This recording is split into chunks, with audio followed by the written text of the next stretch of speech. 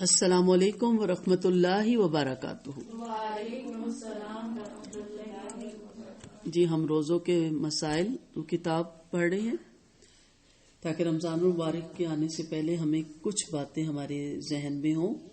باقی اگر آپ کے بہت سے سوال ہیں وہ بعد میں بھی کر سکتے ہیں آپ، اور مزید پڑھا کریں، جانا کریں، سیکھا کریں، تاکہ جو فرض چیز ہے اس میں کمی کوتاہی نہ رہ جائے، اور اللہ نہ کرے کل کہا جائے کہ ایک روزہ بھی قابل قبول نہیں، ان میں ہم لوگوں نے اتنی نعوذ باللہ کوئی بے احتیاطیاں کی ہوں، تو اس لیے جاننا نہایت ضروری ہے۔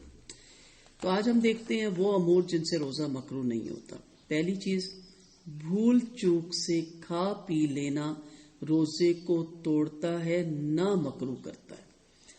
روزہ ہے شروع میں اکثر لوگوں سے ہو جاتا ہے، یا دو کچھ روز درمیان میں آئے تیزی سے پانی پیا، اور پانی پینے کے بعد بھی گھنٹے بعد یاد آیا کہ میرا تو روزہ تھا، تو روزہ ٹوٹا نہیں، نہ ہی مکروہ ہوا کہ آپ پریشان ہو کہ میں دوبارہ لوٹاؤں گا ضرور، پتہ نہیں یہ ہوا ہے کہ نہیں۔ ریلیکس رہیں، کیونکہ یہ اللہ تعالیٰ کا وعدہ ہے، یہ نبی کریم صلی اللہ علیہ وسلم کی حدیث ہے کہ میری امت کی بھول چوک معاف ہے۔ حضرت ابو ہریرہ رضی اللہ عنہ نبی کریم صلی اللہ علیہ وسلم سے روایت کرتے ہیں کہ آپ صلی اللہ علیہ وسلم نے فرمایا، جب کوئی بھول کر کھا پی لے تو اپنا روزہ پورا کرے، کیونکہ اس سے اللہ نے کھلایا اور پلایا ہے۔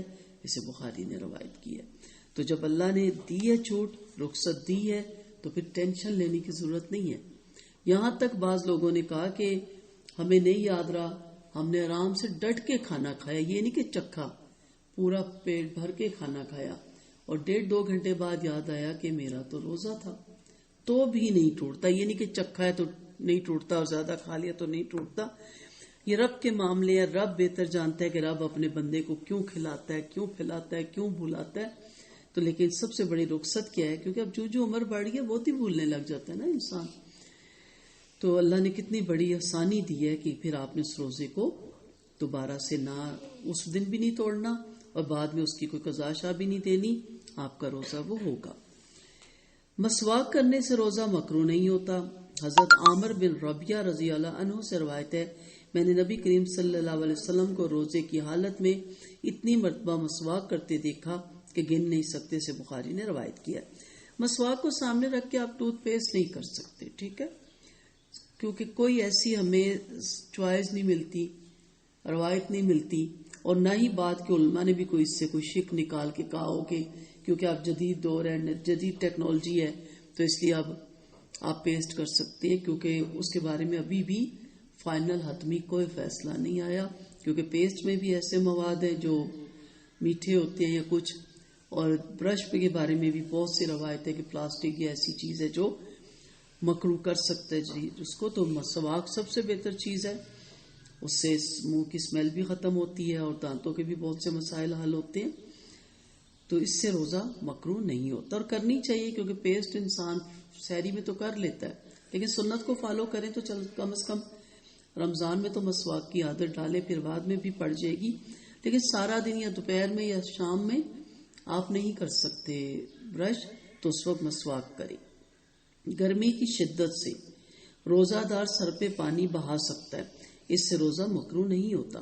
اسی طرح گیلا کپڑا کر کے، ٹھنڈا کپڑا کر کے ٹھنڈے پانی میں، اب تو آہستہ آہستہ انشاءاللہ روزے اچھے موسم میں آنے شروع ہو گئے ہیں، ورنہ وہ روزے گزرے ہیں کہ گھر میں بھی جو خواتین ہیں وہ بھی گھبرا گئی تھی، لیکن مرد حضرات کو جیسے باہر کام کرنا پڑتا ہے، اور بعض ہمارے ملک کے ایسی شہر ہیں کہ جس میں بہت زیادہ گرمی ہوتی ہے، تو اس وقت وہ گیلا کپڑا کر کے یا پنکھے کے آگے گیلا کپڑا کر کے سر پہ رکھ کے بیٹھنا، یعنی روزے کو ریلیف دینے سے روزہ مکروہ نہیں ہوتا۔ پیر پانی میں بھگو کے آپ بیٹھ جائیں، ٹھنڈے پانی میں، مہندی پہ جیسے خواتین کی دفعہ بھگو کے بیٹھتی ہیں، تو ان باتوں سے روزہ نہیں ٹوٹتا کہ آپ جی روزے میں سر میں پانی ڈال رہے ہیں یا بار بار نہا رہے ہیں آپ۔ کچھ لوگوں میں ہوتا ہے صبر، کچھ لوگ بہت گھبراتے ہیں، انہیں گھبراہٹ بہت ہوتی ہے، تو ان ساری چیزوں سے روزہ نہیں ٹوٹتا۔ یا روزے میں آپ اپنے آپ کو ریلیکس رکھنے کے لیے اے سی یوز کرتے ہیں، آپ اے سی میں بیٹھ کے قرآن پڑھ رہے ہیں، نماز پڑھ رہے ہیں، کوئی ربانیت نہیں ہے کہ آپ اپنے آپ کو جان کو سختی میں ڈالیں اور کئی چیز زیادہ اجر ملے گا۔ آپ کو اللہ نے سہولتیں دی ہیں، ان سہولتوں سے فائدہ اٹھائیں۔ یہاں تک کہ آپ بلا وجہ سفر نہ کریں، بلا وجہ ایسے بھاری کام روزوں میں نہ کریں جو آپ کے روزے کو ڈسٹرب کریں اور آپ کو پیاس لگ جائے. اب دیکھیں اچانک کسی کی ڈیتھ پہ جانا پڑ جائے، اچانک کوئی سفر، تو کتنا اس دن روزہ واپس آ کے فیل ہو رہا ہوتا ہے. تو دعا کریں خیریت سے گزرے، پورے مہینے کی ساری زندگی خیریت رہے، لیکن کم سے کم فرض روزوں میں کوئی ایسی بات نہ ہو جس کی وجہ سے روزے ڈسٹرب ہو جائیں. حضرت ابو بکر عبد الرحمن رحمۃ اللہ علیہ کہتے ہیں نبی اکرم صلی اللہ علیہ وسلم کے اصحاب میں سے ایک صحابی نے کہا میں نے نبی کریم صلی اللہ علیہ وسلم کو دیکھا کہ آپ صلی اللہ علیہ وسلم روزے میں گرمی یا پیاس کی وجہ سے سر پہ پانی بہا رہے تھے. اسے ابو داؤد نے روایت کیا. روزے کی حالت میں مزی خارج ہو یا احتلام ہو جائے تو روزہ ٹوٹتا ہے، نہ مکروہ ہوتا ہے. ٹھیک ہے، یہ ایسی چیزیں جس پہ اپنا کنٹرول نہیں ہوتا. سوتے میں بیٹھے وقت اگر احتلام ہو جائے تو روزہ نہیں ٹوٹتا، نہ ہی مکروہ ہوتا ہے. ٹھیک ہے، حضرت عبداللہ بن عباس اور حضرت اکرمہ رضی اللہ عنہ فرماتے ہیں روزہ کسی چیز کے جسم میں داخل ہونے سے ٹوٹتا ہے، جسم سے خارج ہونے سے نہیں ٹوٹتا. اسے بخاری نے روایت کیا. احتلام کی بعض لوگوں کو بہت زیادہ پرابلم ہوتی ہے، بعض لوگ اس چیز سے بچے ہوتے ہیں، تو پھر وہ کیا کریں، پورے روزے ان کے چلے جائیں. ضروری نہیں ہو کہ ہوتا کہ رات کو یہ احتلام ہو، کئی دفعہ شام کو، دوپہر کو، کنڈیشن فرق ہوتی ہے نا، ہر ایک کی باڈی فرق ہوتی ہے. تو اس صورت میں پھر وہ کتنے دفعہ روزے بعد میں قضا کریں گے، کیونکہ یہ چیز تو پھر ان کو بعد میں بھی ان کے ساتھ رہتی ہے. تو اللہ تعالیٰ نے یہ چھوٹ دی ہے کہ اس صورت میں روزہ نہیں ٹوٹتا. سر میں تیل لگانے، کنگھی کرنے یا آنکھوں میں سرما لگانے سے روزہ مکروہ نہیں ہوتا.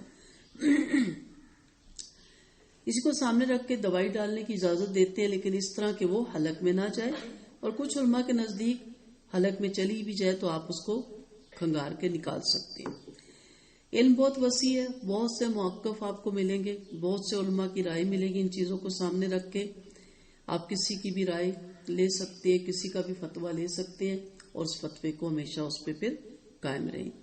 اگر آپ کہتے ہو کہ نہیں میں سمجھتی ہوں کہ روزہ مکروہ ہو جاتا ہے آنکھوں میں دوائی ڈالنے سے، تو پھر آپ روزے کے دوران نہ ڈالیں، جب روزہ افطار کرے اس کے بعد ڈالیں، اور پھر رات کو سحری کے لیے اٹھے پھر ڈال لیں.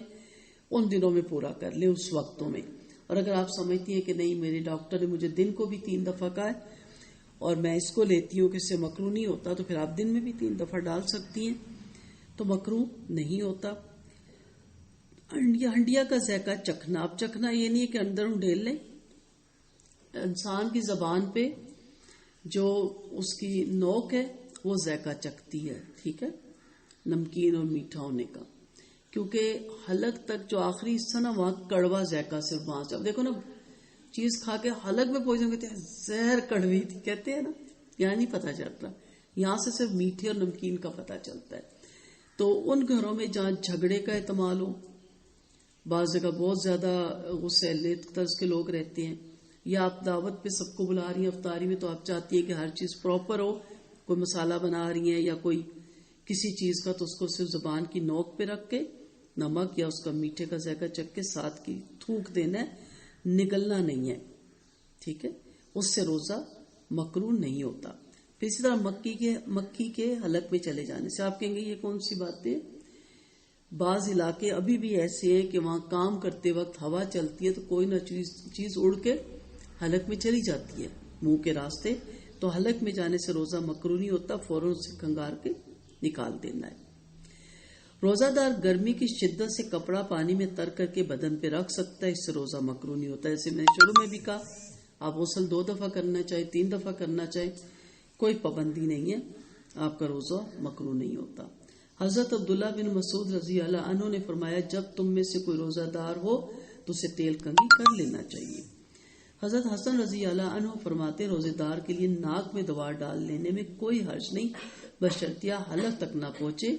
نیز روزہ دار سرما لگا سکتا ہے. ٹھیک ہے، تو اسی طرح کوئی دوائی ناک میں ڈالنی ہوتی ہے تو وہ بھی ڈالی جا سکتی ہے. اب انسان کہتا ہے میں روزے سے ہوں، ناک میں پتہ نہیں میں دوائی ڈالوں گا کہ ڈالوں یا نہ ڈالوں، تو اس میں پھر سامنے ایک فتویٰ یہ بھی ملتا ہے. حضرت عبداللہ بن عباس رضی اللہ عنہ فرماتے ہیں روزہ دار ہنڈیا یا کسی چیز کا ذائقہ چکھ لے تو کوئی حرج نہیں، یعنی ساتھ ہی پھر تھوک دے. حضرت عطا رحمۃ اللہ نے فرمایا روزہ دار اپنا تھوک نکل سکتا ہے، کبھی کبھی ہوتا ہے نا ایسی محفل میں بیٹھے ہیں اور کئی دفعہ پانی آتا رہتا تو اس کو نگل لیں تو اس سے کوئی روزے پہ اثر نہیں ہوتا. اسی طرح حضرت حسن رضی اللہ عنہ نے کہا کہ اگر مکھی روزے دار کے حلق میں چلی جائے تو کوئی حرج نہیں، یعنی وہ تھوک سکتا ہے، اس کا روزہ مکروہ نہیں ہوا.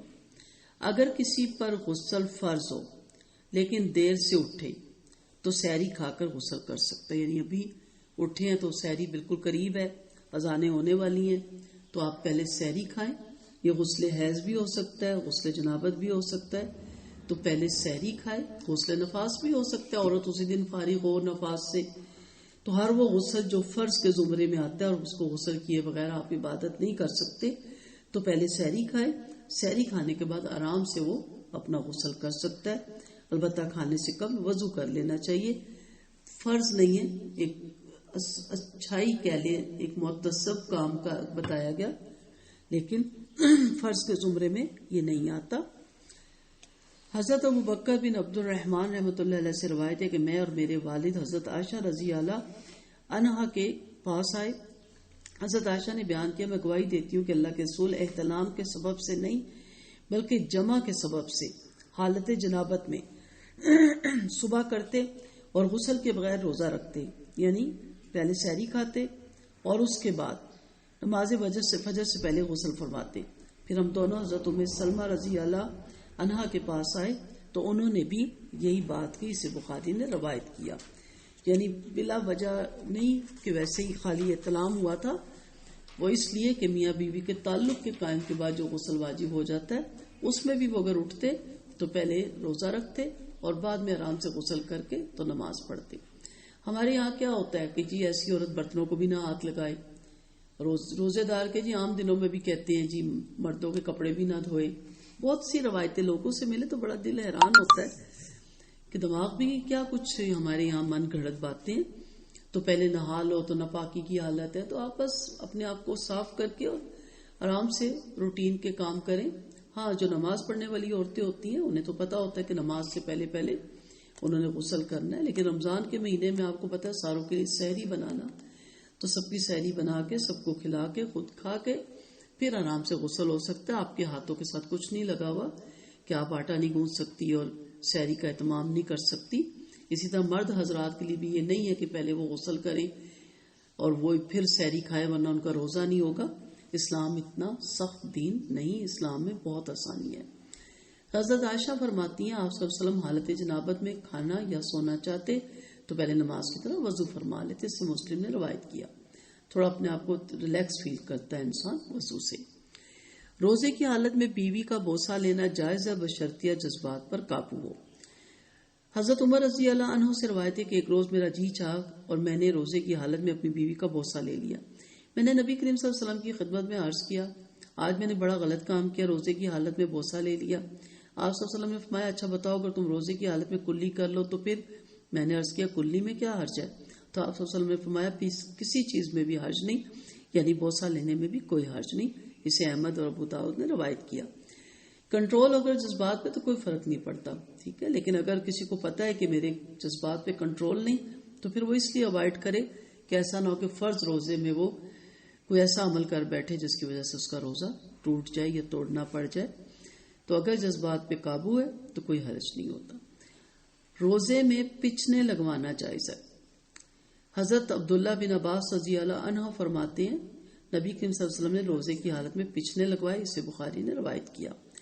اسی لیے کہا جاتا ہے کہ علاج کے طور پر سوئی، بلیڈ یا استرے کے ساتھ جسم کے کسی حصے سے خون نکالنے کو پچنا لگوانا کہتے ہیں. تو اگر کوئی ایسا زخم ہے کہ وہ پھوڑا ہے تو اس کا نسور ہے اور اس کا آپریشن کروانا ہے، بے ہوشی کے بغیر نہیں، جسے صاف کرتے پٹی کرنی ہے، کروانی ہے تو کروا لیں. پھر اسی طرح اچانک چوٹ لگی ہے اور بلڈ روکنے کا جو انجیکشن لگوانا پڑتا ہے وہ لگوانا پڑے تو فوراً لگوا لیں، روزہ نہیں ٹوٹتا. ہاں، طاقت کی ڈرپ لگوانا، طاقت کے ٹیکے لگوانا روزے میں، اس سے روزہ ٹوٹ جاتا ہے. باقی اگر کوئی ایسی کوئی حادثاتی چیز ہے تو اس میں اگر روزے کی حالت میں یہ کرنا پڑ جائے تو فوراً لگوا لیں. کئی دفعہ جل جاتا ہے ہاتھ، جانا پڑتا ہے، ڈاکٹر سرجری کرتے ہیں، کوئی حرج نہیں ہوتا.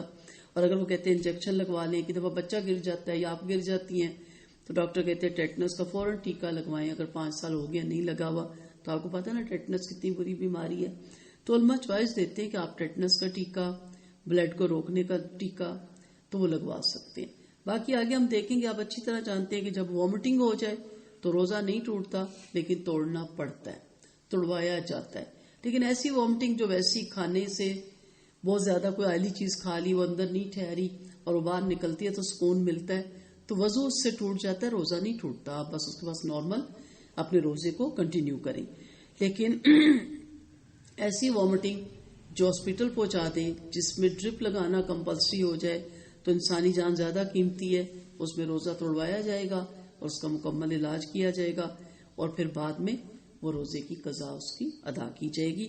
پھر بھی ساتھ ساتھ جو آپ کے سوال ہوں آپ پوچھتے رہیں تاکہ روزوں سے پہلے ہم کلیئر ہوں. وآخر دعوانا ان الحمد للہ رب العالمین. سبحانک اللہم و بحمدک، نشہد ان لا الہ الا انت، نستغفرک و نتوب الیک. السلام علیکم ورحمۃ اللہ وبرکاتہ.